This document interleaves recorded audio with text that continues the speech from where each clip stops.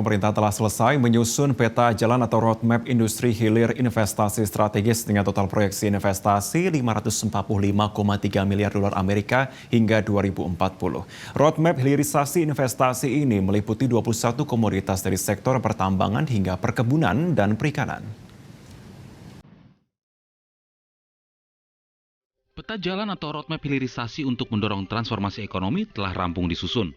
Roadmap hilirisasi disusun oleh Kementerian Investasi bersama tim peneliti ITB dan Ekonom Indef ini terbagi menjadi 8 bagian dari 21 komoditas dengan proyeksi investasi mencapai 545,3 miliar hingga tahun 2040.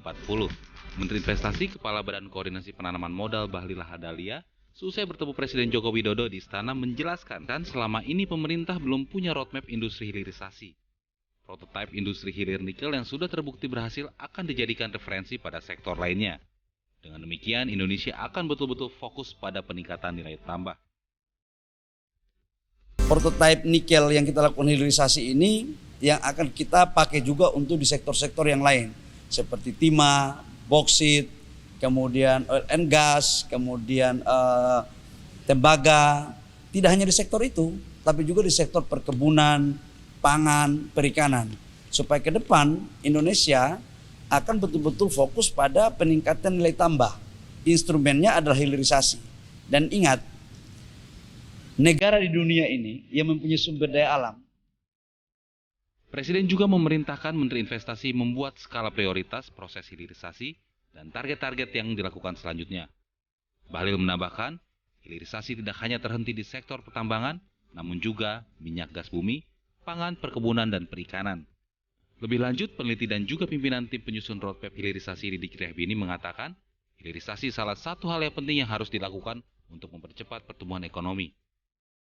Dengan jalan hilirisasi, mendorong Indonesia menjadi negara maju, karena Indonesia kaya akan sumber daya alam. Dan ini saya bagus dan perlu diteruskan dari nikel ke bauksit, ke timah, tembaga, emas, dan sebagainya. Indonesia ini kaya sekali, sumber daya alam yang luar biasa. Masalahnya ya politik, kadang-kadang politik yang menghambat itu. Ya, dengan mengekspor bahan mentah dia menikmati keuntungan, udah selesai, tapi untuk rakyat tidak ada. Hilirisasi industri menjadi salah satu prioritas pemerintah dalam investasi nasional. Presiden Joko Widodo berkomitmen melakukan hilirisasi di berbagai komoditas sumber daya alam nasional. Meski dalam prosesnya, pemerintah mendapat tekanan. Hilirisasi menjadi upaya pemerintah menyambut ekonomi baru di masa depan. Dari Jakarta, Andika Prasetyo, Media Group Network.